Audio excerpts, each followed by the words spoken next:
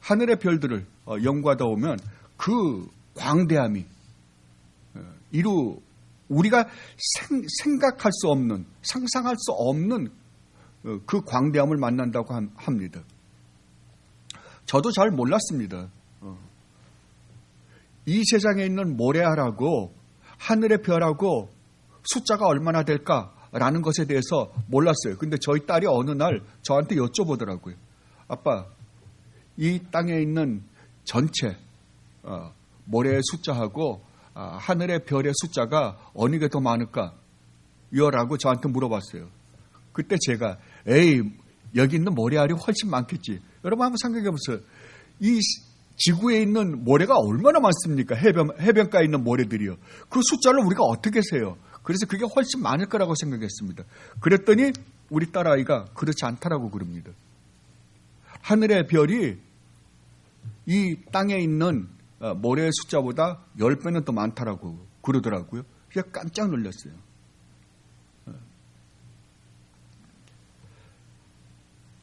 그러면 이 하늘이 얼마나 우리는 상상할 수 없을 정도로 광대하다는 거 아니에요? 그렇죠?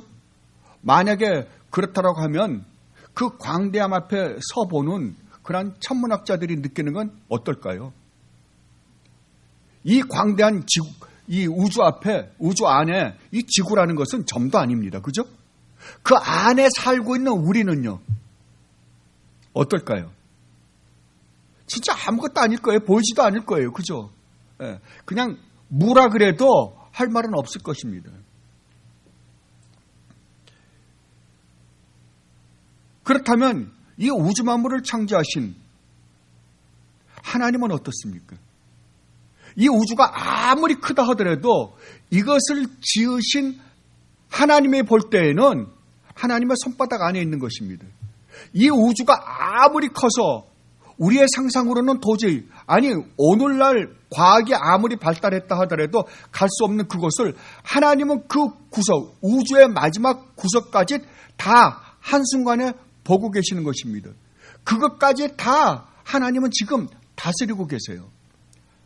아니 그뿐만이 아니라 저 바닷속에 있는 깊이 살고 있는 그 생명체, 그 조그마한 생명체, 아니 우리 몸속에 있는 바이러스까지, 현미경으로만 볼 수 있는 그 바이러스까지 하나님은 내게 살리시는 분이십니다. 하나님의 통치 아래에 있는 것들이에요. 그렇다고 한다면 하나님의 그 광대하심은 이루 말할 수 없을 것입니다. 만약에 그렇다고 한다면 그 하나님 앞에 우리 인간의 존재라는 것은 아무것도 아닙니다. 정말 우리가 무슨 가치가 있겠어요? 하나님께서 가치 있게 여겨주시면 가치가 있는 거고, 하나님이 가치 없다 그러면 가치가 없는 거예요. 그런데도 불구하고 오늘날 인간은 얼마나 건방진지 모릅니다. 그리고 하나님은 도덕적으로 완전히 거룩하신 분이십니다. 하나님이 도덕적으로 완전히 거룩하신 분이시라고 한다면 죄인인 우리가 그 하나님의 거룩하심 앞에 섰을 때 우리는 어떨까요? 하나님이 죄인인 우리를 보실 때 하나님은 어떻게 보실까요? 더럽고 추하고 지저분하고 사악하고 음란하고, 하나님 보실 때에는 아주 구역질이 날 것입니다. 하나님이 우리 인간으로부터 받은 그 모욕을 생각하면 정말 갈기갈기 찢어 죽여도 시원찮을 것입니다. 그래서 하나님의 거룩하심 앞에 서본 모든 우리의 믿음의 선배들, 구약의 선지자들을 통해서 또한 신약의 베드로나 사도 베드로나 사도 요한, 특히 우리의 믿음의 선배들의 고백을 보면 그 하나님의 거룩하심 앞에 조금이라도 서본 사람들은 감히 할 말이 없어서 무서워서 부들부들 떨었다는 것을 우리는 책을 통해서 압니다. 잔 번연 목사님은 거의 2년 가까이를 무서워서 어찌할 바를 몰랐다고 합니다.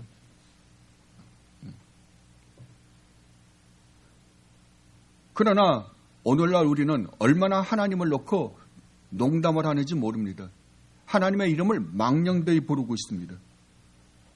이것은 하나님에 대한 인식이 전혀 잘못되어 있기 때문에 그렇습니다. 그래서 하나님을 두려워하는 마음이 전혀 없습니다. 만약에 여러분들이 정말 하나님의 거룩하심 앞에 한 번이라도 서보고 하나님께 대한 두려운 마음이 있다라고 한다면 여러분들의 생활은 달라질 수밖에 없을 거예요. 그런데 오늘날 예수를 믿는 사람들이 하나님의 심판이 있다는 것을 분명히 믿는다라고 하면서도 가만히 그들의 생활하는 삶의 행위를 보면 정말 있을 수 없는 행위들을 하고 있는 모습을 우리는 얼마든지 봅니다. 그러니까 하나님에 대한 인식이 잘못되면 두 번째로 잘못될 수밖에 없는 것은 우리의 믿음이나 구원에 대한 잘못된 인식입니다.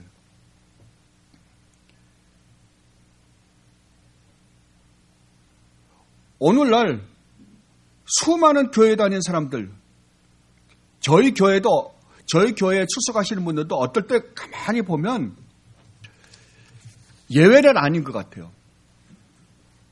말로는 죄인이라 그럽니다.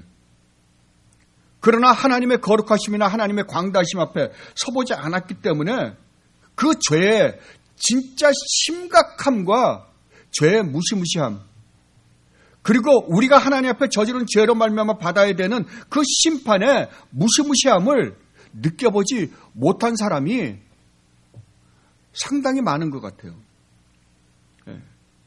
뭘 보면 아냐 그러면은 여러분들이 다른 사람을 지적한다는 것은 나는 그러한 하나님의 거룩하심이나 하나님의 공의로우심 앞에 서보지 못했다는 증거일 수밖에 없습니다. 만약에 여러분들이 정말 하나님의 광대하심이나 하나님의 거룩하심이나 하나님의 의로우신 심판 앞에 서봤다라고 한다면 여러분들은 아무 할 말이 없습니다. 누가 누구를 지적을 해요? 왜냐하면 내가 본질상 하나님의 진노의 대상이기 때문에 그렇습니다. 우리는 철저하게 타락했고 내 안에 선한 것이 아무것도 없는 잘하는 것을 인식하지 않으면 복음이 들어올 수가 없어요. 복음을 너무 싸구려로 취급하기 때문에 그러한 현상이 일어나는 것입니다. 제가 며칠 전에 어디에 앉아 있는데 어떤 분이 들어오셔서 이 복음 전도지를 주고 가더라고요. 제가 이걸 카피를 해도 복음 전도지 조그마한 거예요. 카피를 해 주어서 제가 그 우정 씨한테 카피를 좀 해달라 그래가지고 지금 여러분에게 주보 속지에 집어넣습니다. 자, 여러분 이게 복음 전도지입니다. 그분이 목사님이시라 그러더라고요. 여러분들 혹시 읽어보셨을지 모른다 미리요. 그러니까 여러분 가만히 한번 보십시오. 이게 복음입니까? 이게 진짜 복음입니까? 자, 한번 읽어보십시다요. 우리가 다 육체를 가지고 있지만 이것이 우리의 전부가 아닙니다. 누구나 육체 안에는 영혼이 있습니다. 언제라도 하나님이 부르시면 우리의 영혼은 육체를 벗고 천국 아니면 지옥에 가야만 합니다. 그것을 죽음이라고 합니다. 누구도 이것을 피할 수 없습니다. 그런데 천국은 죄가 아니면 갈 수가 없는 곳입니다. 죄 없는 사람은 하나도 없습니다.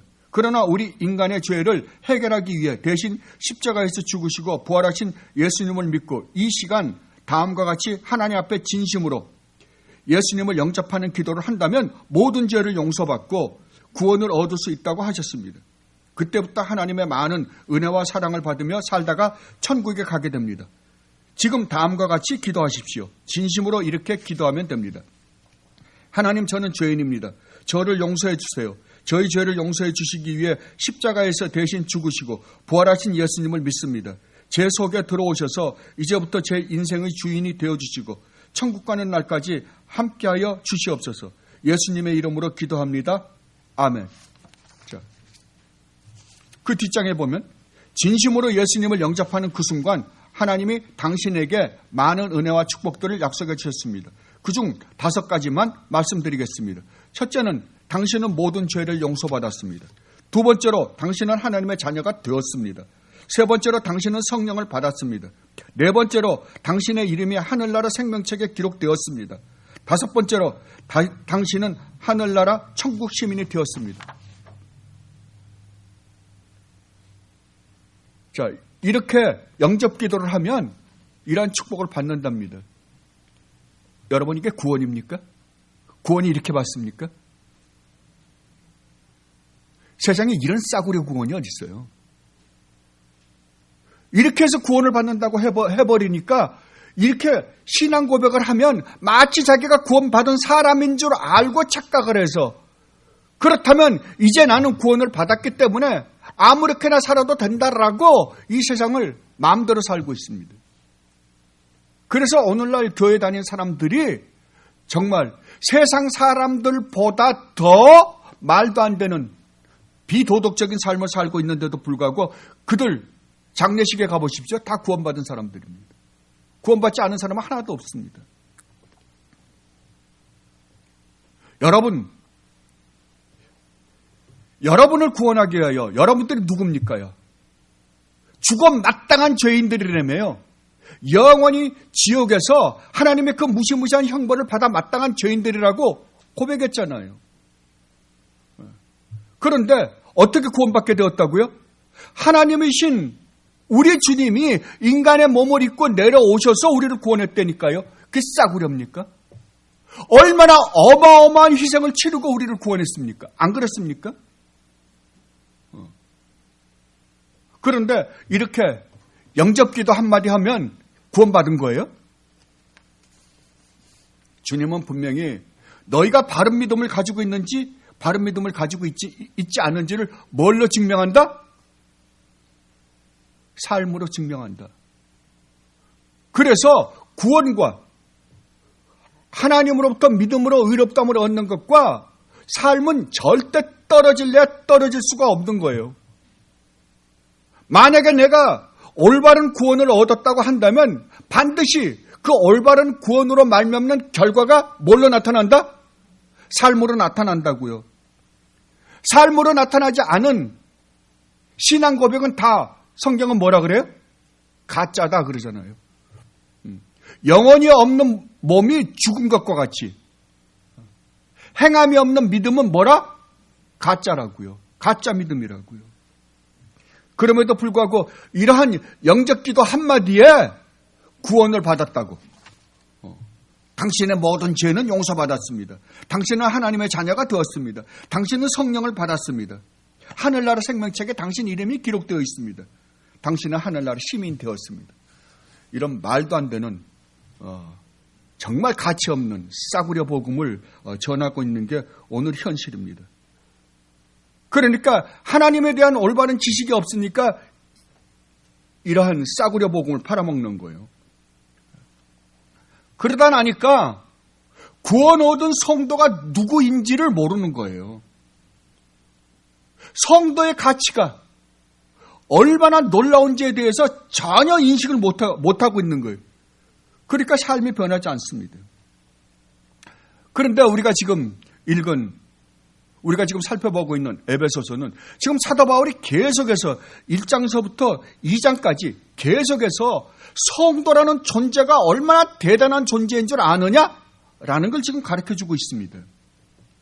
지난번에도 저희들이 살펴본 것처럼 사도 바울은 오늘 우리가 읽은 이 본문 19절에서 22절 이 안에 성도라는 존재가 어떠한 존재인가에 대해서 네 가지로 말씀하셨습니다.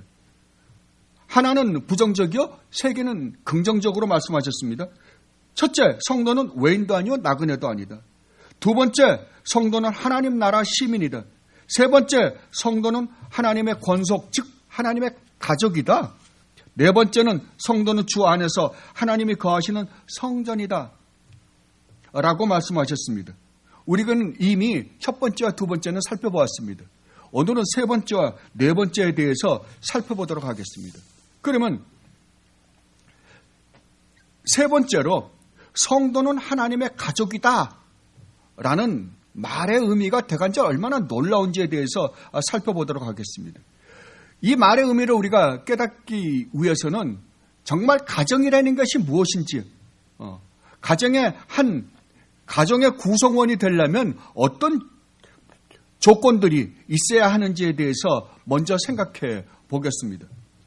여러분, 첫째로 한 가정의 가족이 되려면 한 부모 밑에서 한 피를 받아 태어난 자여만 합니다. 그죠? 그리고 두 번째로 한 부모를 머리로 한 가족은 유기체들입니다. 하나입니다. 하나의 공동체예요. 오늘날에는 워낙 개인주의가 팽배하다 보니까 뿔뿔이 나눠졌어요. 그러나 원래 가족은 안 그러잖아요. 여러분들 한국에 지금 60 이상 되신 분들은 어렸을 적에 그 가족이라는 공동체 안에 살았습니다. 지금은 가족이라는 공동체가 없어졌죠. 자식이 여기서는 자식이 대학을 가고 나면 18살 넘어서 대학에 가고 나면 그 다음부터는 자기 자식 아니잖아요. 그죠? 그때서부터 밖에 나가서 대학 졸업하고 취직하고 지가 거기서 다 살고 그래요. 그리고 결혼할 때만 연락해서 아빠 나 결혼해 뭐. 요새는 그 결혼식도 부모가 주관해서 하는 게 아니라 자식이 주관해서 한답니다. 그런 세상이 되어버리고 마른 것 같아요. 그러니까 오늘날에는 이 가족이라는 이 공동체 개념이 없어져 버렸어요. 얼마나 무서운 세상인지 모릅니다. 그리고 세 번째는 가족이라고 하면 생사고락을 함께합니다. 그리고 네 번째로 자녀들은 부모의 유산을 상속을 받습니다. 그렇다고 한다면 하나님의 가족이라고 하는 교회, 성도는 어떤가? 예, 교회도 마찬가지입니다. 교회도 한 아버지로부터 한 피 받아 한 형제 자매가 된 사람들입니다. 그 사람들이 모인 공동체를 뭐라 그런다? 교회라 그런다 라고 성경은 이야기합니다. 비록 하늘에나 땅에나 신이라 불리는 자가 있어 많은 신과 많은 주가 있으나 그러나 우리에게는 한 하나님 곧 아버지가 계시니 만물의 계획에서 났고 우리도 그를 위하여 있고 또 한 주 예수 그리스도가 계시니 만물이 그로 말미암고 우리도 그로 말미암았느니라. 그리고 우리 주님께서 십자가에서 부활하신 다음에 아주 놀라운 선포를 하십니다. 여러분, 예수께서 이르시되 나를 붙들지 말라. 내가 아직 아버지께로 올라가지 아니하였노라. 너는 내 형제들에게 가서 이르되 내가 내 아버지 이제는 너희 아버지 내 하나님 이제는 너희 하나님께로 간다고 하라. 야, 얼마나 놀랍습니까? 과거에는 우리 아버지 우리 하나님이 아니었습니다. 그러나 우리 주님께서 이 땅에 오셔서 우리를 품고 우리가 저지른 죄를 몽땅 뒤집어 쓰시고 십자가에서 죽고 부활하심으로 말미암아 예수 그리스도의 친아버지가 누구의 아버지가 되었다고요? 우리 아버지가 되었다고요. 예수 그리스도의 하나님이 누구의 하나님이 되었다고요? 우리의 하나님이 되었다니까요. 그래서 사도행전에서 뭐라 그랬나 그러면 하나님이 자기 피로 사신 교회라고 그럽니다. 그렇다고 한다면 교회라는 것은 하나님이 피로 값주고 사서 자기 자녀 삼은 자들이 모이는 공동체예요. 그죠? 그렇다고 한다면 이 공동체는 하나님께서 피로 값주고 산 자가 아니면 원래는 못 들어오는 거죠. 그죠? 그런데 우리 눈으로 보이는 교회는 그게 아니니까 이제 문제가 생기는 거예요. 이런저런 문제가요. 자, 그렇다고 한다면 이 교회는 한 아버지를 머리로 한 유기체들이에요. 그죠? 이 머리가 하나고 그 다음에 모든 몸에 있는 기관들은 거기에 붙어 있는 그 머리에 붙어 있는 것에 불과합니다. 그래서 교회를 그리스도의 몸이다. 그리고 사도 바울이 고린도전서에서는 몸은 하나인데 많은 지체가 있고 몸의 지체가 많으나 한 몸인과 같이 그리스도도 그리하니라. 그리고 에베소서 4장에서는 몸이 하나요 성령도 한 분이시니 이와 같이 너희가 부르심의 한 소망 안에서 부르심을 받았느니라. 주도 한 분이시요 믿음도 하나요 세례도 하나요 하나님도 한 분이시니 곧 만유의 아버지시라. 만유에 계시고 만유를 통일하시고 만유 가운데 계시더라. 자, 그렇다고 한다면 예수 그리스도가 머리로 한 유기체들이 뭐예요? 교회입니다. 그러면 교회 안에는 이런저런 은사를 가지신 분들이 있을 거예요. 그죠? 그러나 그 은사를 가지신 모든 사람들이 하나가 될 때에 온전한 교회가 되는 거예요. 온전한 몸이 이루어지는 거예요. 여러분들이 그 중에, 여러분들이 이 교회론을 올바로 알아야만이 여러분들이 교회 안에서 내가 그 한 부분으로서 어떻게 해야 되는가를 알아요. 여러분의 눈으로 한번 뽑아보세요. 어떻게 됩니까? 그거를 병신이라 그러죠. 근데 우리는 교회 안에서 그럴 때가 많다니까요. 저건 필요 없어. 제가 하는 일은 아니야. 이래가면서 서로가 찔르는 거예요. 여러분의 기관 중에 하나라도 없어도 되는 기관들이 있습니까? 여러분들이 팔이 다쳤는데 이렇게 팔을 기부 쏘면 얼마나 무겁습니까? 기부 산 것을 목에다 대면 머리가 뭐라 그럽니까? 야, 너 왜 나 귀찮게 해? 그걸 잘라버립니까? 아니잖아요. 머리는 돌밖에 든 게 없는데 그래서 그란도 무거워 죽겠는데 제일 무거운 게 머리라며요. 예. 근데 이것까지 바쳐야 되니까 얼마나 힘이 들겠어요. 그러나 바치는 곳이 어디라고요? 교회라고 지금 성경은 이야기하고 있습니다. 그렇다면 교회 공동체는 모두가 다 생사고락을 함께하는 형제 자매입니다. 형제 자매예요. 근데 저는 정말 이 교회에 출석하는 사람 한 사람을 모두가 다 형제 자매라고 생각하는 모습을 보기가 좀 힘들어요. 정말로요. 사도 요한이 요한일서에서 이렇게 말씀하십니다. 잘 들어보십시오. 여러분들은 하나님 말씀을 너무 우습게 알아요. 읽긴 읽어요. 읽긴 읽는데 그 말씀을 가지고 이 말씀이라는 것이 올바로만 읽혀지면 이 말씀이 여러분의 영과 혼과 관절과 골수를 쪼갤 거예요. 근데 전혀 쪼개미 없어요. 왜냐하면 그냥 읽은 거예요. 성경을 그냥 읽었어요. 그래 않고 여러분들이 성경을 정말 생각하면서 묵상하면서 읽었다고 한다면 여러분들의 삶에서 여러분들이 교회 생활을 하면서 많은 부분이 있어 달라졌을 거예요. 볼게요. 형제들아, 세상이 너희를 미워하여도 이상히 여기지 말라. 우리는 형제를 사랑함으로 사망에서 옮겨 생명으로 들어간 줄을 알거니와 사랑하지 아니하는 자는 사망에 머물러 있느니라. 그 형제를 미워하는 자마다 살인하는 자니. 여러분 얼마나 무시무시합니까? 형제를 미워하는 자는 누구라고요? 살인하는 자라고요. 살인 죄에 걸린다고. 하나님의 심판대 앞에 여러분들이 쓰면 반드시 하나님은 여러분 보고 살인했다 그럴 거예요. 그러니까 교회 안에서 성도를 미워한다는 것이 얼마나 무서운 죄인지를 여러분들이 인식해야 될 거 아니에요. 그죠? 근데도 이게 하나님 말씀이라 그러면서 전혀 하나님 말씀으로 받아들이지 않으니까 말도 안 되는 일들이 벌어지고 있는 것입니다. 살인하는 자마다 영생이 그 속에 거하지 아니하는 것을 너희가 아는 바라. 여러분 다시 한번 읽어드릴까요? 그 형제를 미워하는 자마다 살인하는 자니, 살인하는 자마다는 건 그 형제를 미워하는 자마다 영원한 생명이 그 안에 거하지 아니하는 것을 너희가 안다. 자, 그러면 형제를 미워하는 자 안에는 뭐가 없다고요? 영원한 생명이 없다고요. 영원한 생명이 없다는 말은 다른 말로 하면 너는 구원받은 자가 아닐지도 모른다라는 말이잖아요. 그게 얼마나 무서운 말이에요. 얼마나 무시무시한 말이냐고요. 그죠?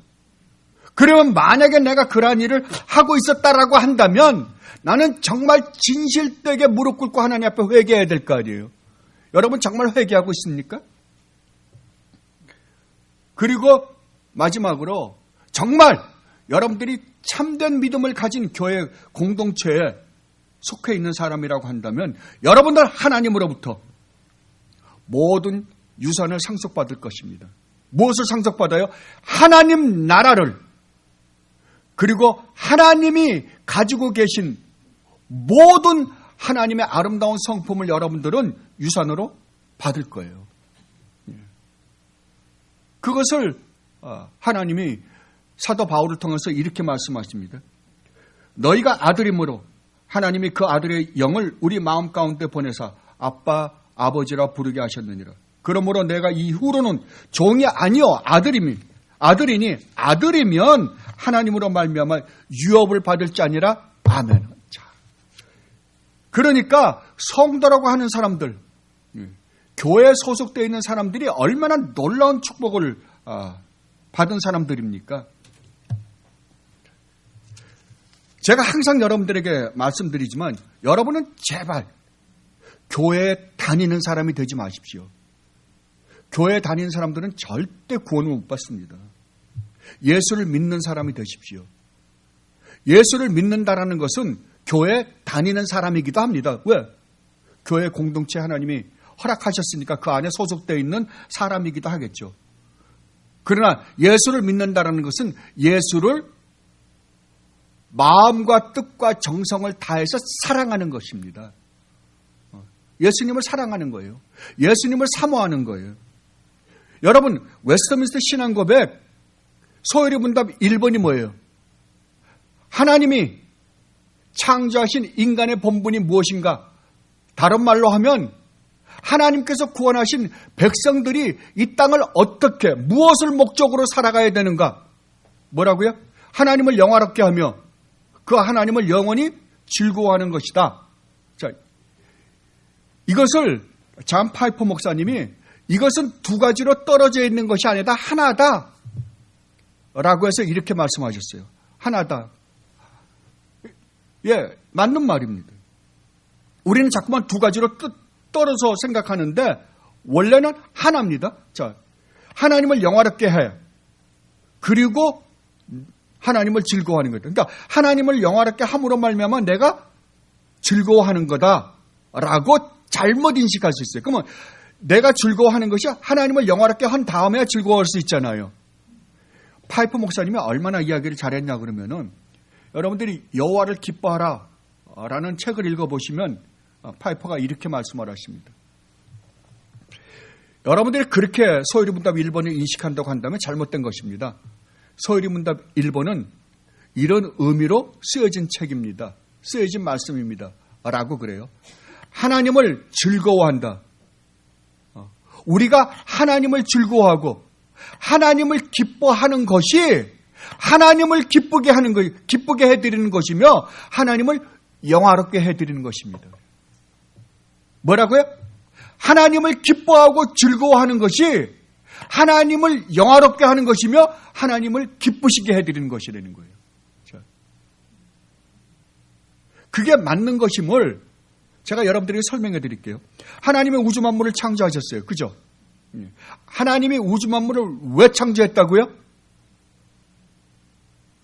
하나님 자신을 우리에게 드러내 보여주시고 하나님의 그 아름다우신, 우리가 보통 그걸 영광이라 그러죠. 하나님의 그 아름다우신 하나님의 모습을 우리에게 들어 보여주시고 그 하나님을 영원히 기뻐하고 즐거워하게 하기 위하여 창조하셨어요. 그게 하나님이 우리 인간을 창조하신 궁극적인 목적이에요. 그럼 하나님이 언제 가장 기뻐할까요? 하나님 자신을 배웠고 우리가 하나님으로 즐거워하고 기뻐할 때 하나님 기뻐하실 거 아니에요.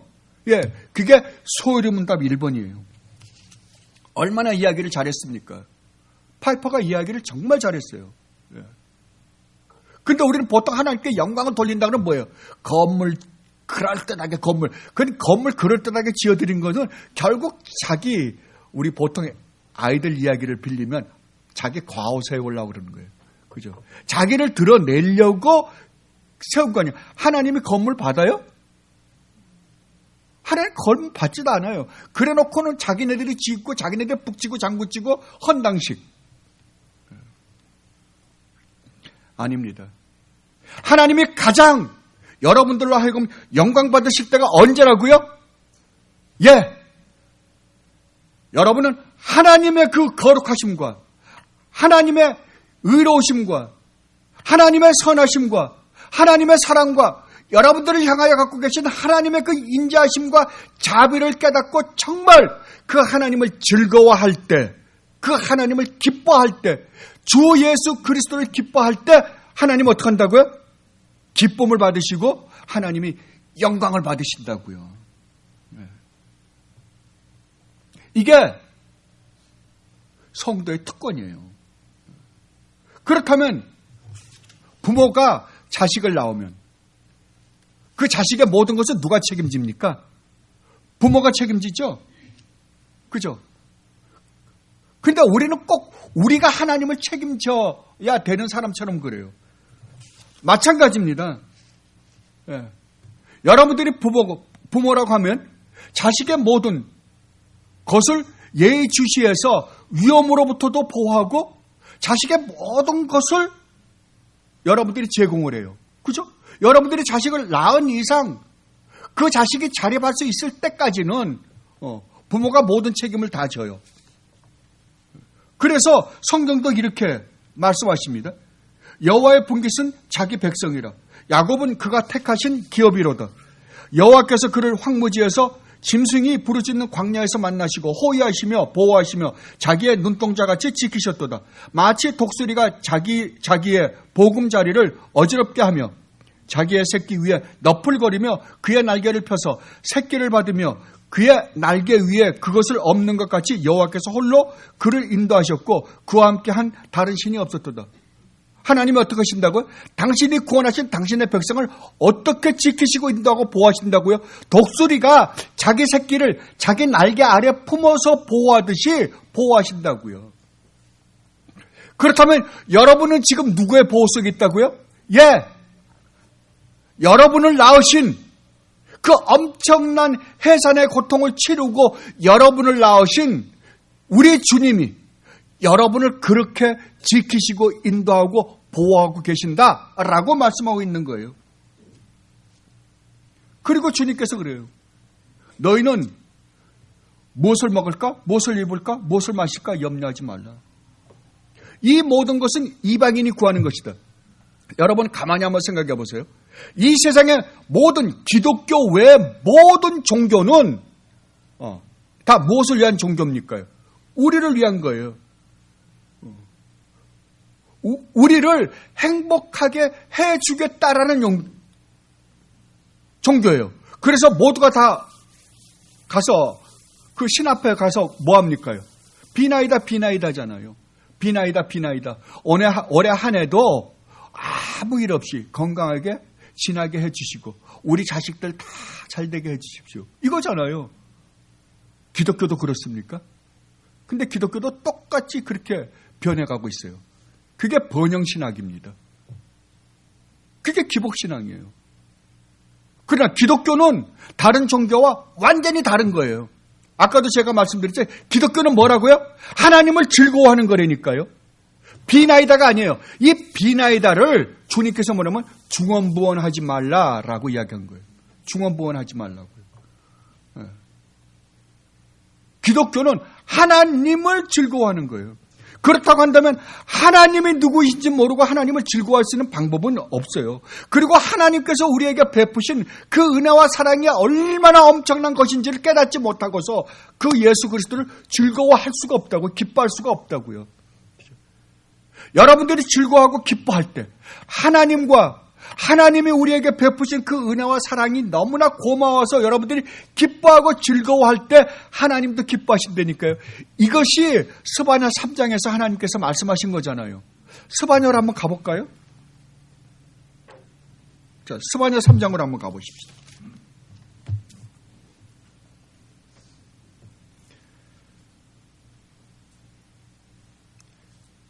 구약성경 1308페이지입니다.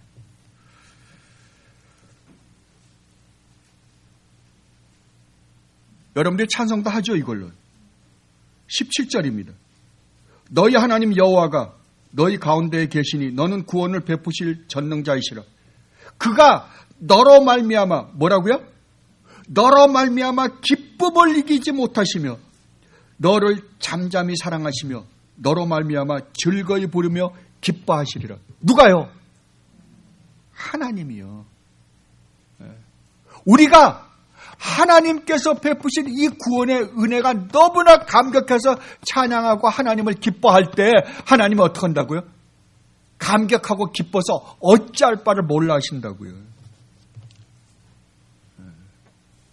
그렇다면 이제 하나님께서 이렇게 엄청난 희생을 치르고 구원하신 이 교회 안에 있는 여러분들은 어떻게 해야 될까요? 예, 하나님 말씀에 전적으로 순종하며 살아야 할 것입니다. 그리고 여러분들은 우애해야 될 거예요. 그죠? 여러분들이 정말 사랑으로 하나가 될 때 진짜 여러분들이 구원받은 하나님의 백성들이라고 한다면 여러분의 진짜 형제 자매는 여기 있는 여러분들이에요. 이 세상에 육신적으로 피를 나눈 형제 자매는 이 세상에 사는 동안까지만 형제 자매예요. 헤어지면요. 그 중에서도 예수 믿는 하나님의 백성이 있는 반면에 예수 안 믿는 형제도 있을 거 아니에요. 그들은 죽는 순간 완전히 다른 곳으로 헤어져요. 그죠? 예수 믿지 않고 돌아가는 형제는 지옥으로 갈 거고 우리는 천국으로 갈 거 아니에요. 그죠? 그렇다고 한다면 여러분이 영원히 함께 살 형제 자매는 예수 그리스도의 피를 나눠 가진 이 교회에 소속되어 있는 진짜 형제 자매들. 그렇다고 한다면 여러분들이 이 교회 안에 있는 형제 자매들을 어떻게 대우해야 될 것 같아요? 예. 서로 사랑해야죠. 서로 아껴줘야죠. 서로가 힘들어하는 사람들이 있으면 여러분들이 가지고 있는 것으로 서로가 나누어 살아야죠. 제가 수요일 날도 말씀드렸지만 여러분 만약에 교회에서 혹시 그 사람이 진짜 그 사람 그렇게 생활하는 사람들이 천국 갈지 안 갈지 저는 모르겠어요. 그러나 교회 안에서 어떤 사람을 계속해서 미워하는 사람이 있다고 치자고요. 미워하는 사람이 있어요. 제가 분명히 말씀드리자면 갈지 안 갈지 저 모른다 그랬어요. 근데 만약에 천국에서 만난다고 칩시다. 그럼 어떡하겠어요? 그 사람이 나타나기만 하면 세상 말로 쪽팔려서 어떻게 견디겠어요? 얼마나 힘들겠냐고요. 안 그러겠어요?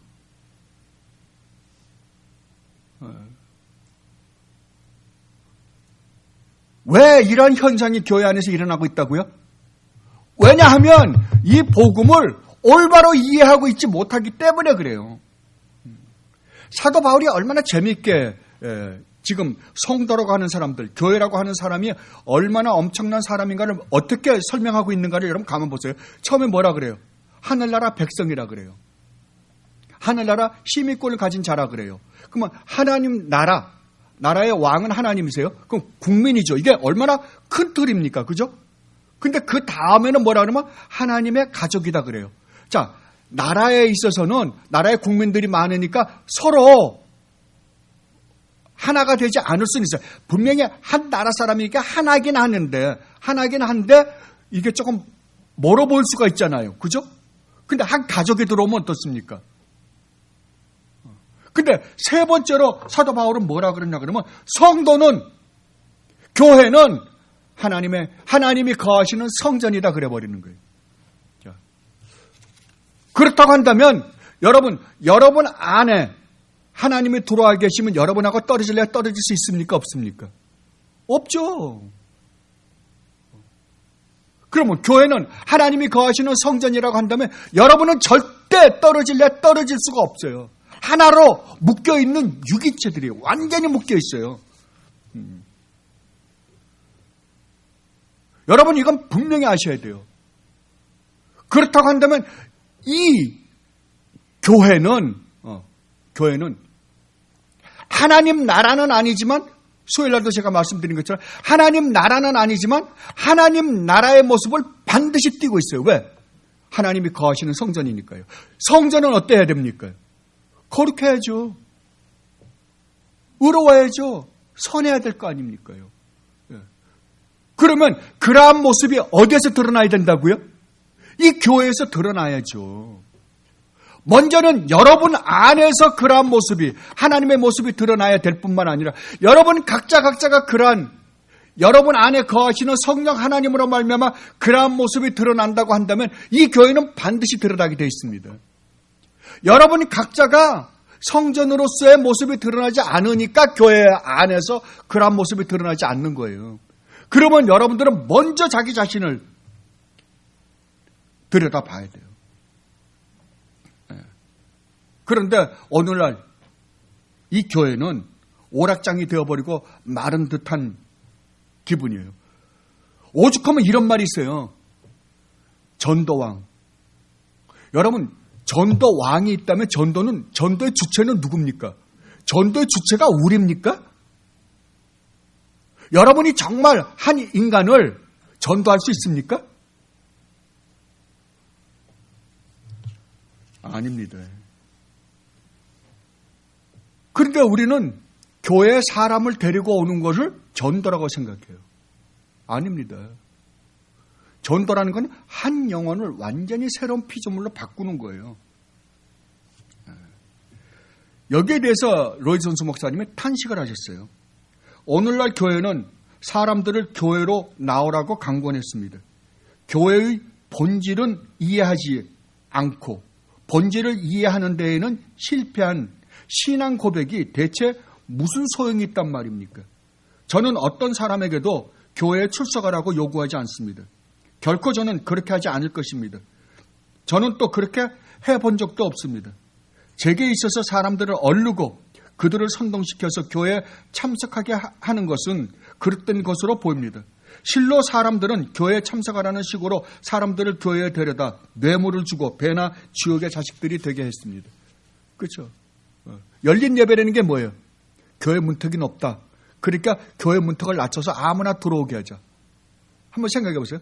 5명이 있는데 5명이 다 구원받아도 100% 구원받아도 5명이 아니냐. 근데 10만 명이 모이면 그 중에 털고 털어도 100명은 될 거 아니냐.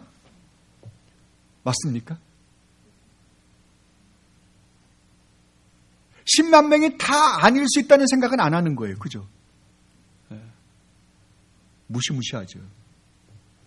그래서 오늘날 부흥이라는 것은 성경이 말하는 부흥은 여러분이 새롭게 되는 거예요. 하박국이 3년 내에 부흥케 하옵소서라는 것은 하나님, 우리가 왜 바벨론 포로로 잡혀갔는지 압니다. 이제 우리를 새롭게 해 주시옵소서라는 말이에요. 그것을 갖다가 교회 숫자 많이 불려드리는 것을 부흥이라고 잘못 가르쳤습니다. 아닙니다. 여러분, 성도라는 존재가 어떤 존재라고요? 하늘나라 시민권을 가지고 있는 자들이며 하나님의 가족이며 또 하나님이 그 안에 거하시는 자들이다 라고 사도 바울은 지금 선포하고 있습니다. 만약에 그렇다고 한다면 여러분이 누구예요? 하나님이 거하시는 성전이에요. 구약의 대제사장도 감히 하나님의 그 거룩하심 앞에 들어갈 때 무서워서 부들부들 떨고 들어갔던 그 지성소가 어디로 들어왔어요? 우리 안으로 들어와 버렸어요. 하나님이 우리 안에 거하게 되었다니까요. 세상에 이런 일이 어떻게 있습니까? 어떻게 이런 일이 있을 수 있습니까? 누구 때문에요? 우리 주님 예수 그리스도 때문에요. 우리 주님이 십자가에 달려 돌아가심으로 말미암아 우리의 모든 죄를 다 용서해 주셨기에 그리하여 우리를 거룩하다, 의롭다, 우리를 구원해 주셨기에 하나님이 우리 안으로 들어오실 수가 있었단 말입니다. 그러니 이제 여러분은 어떻게 살아야 마땅합니까? 생각해 보십시오. 이 세상을 목적으로요? 아닙니다. 성도는 누구를 즐거워하는 자라고요? 예수 그리스도를 즐거워하는 자라고요. 나 같은 죄인 살리신 그 주님의 은혜가 너무나 고마워 그 주님을 즐거워하며 그 주님을 기뻐하는 자가 성도라고요. 저는 이러한 모습들이 우리 교회 안에 정말 풍성히 드러나서 하나님이 기뻐하시고 하나님의 영광이 되는 교회가 되었으면 합니다. 이 축복을 누리는 교회가 되시기를 진심으로 바랍니다. 기도하겠습니다. 아버지 하나님, 너무나 고맙습니다.